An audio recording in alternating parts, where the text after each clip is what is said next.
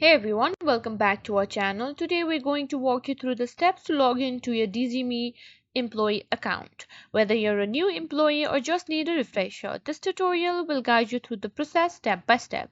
So let's dive right in. First things first, open your web browser and type in the URL for Dgme login page. You can find this URL either through your employer's portal or by simply searching Dgme login.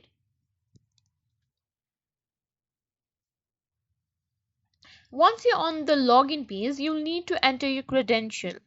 This typically includes your username and password.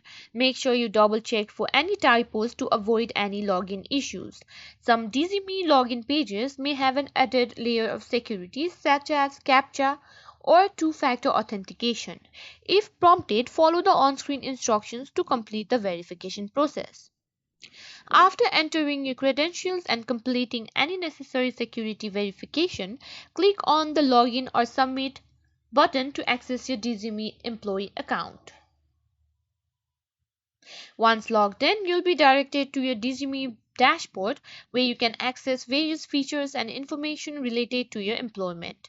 Take some time to explore the different tabs and options available to you. And there you have it. That's how you log into your Dgme employee account.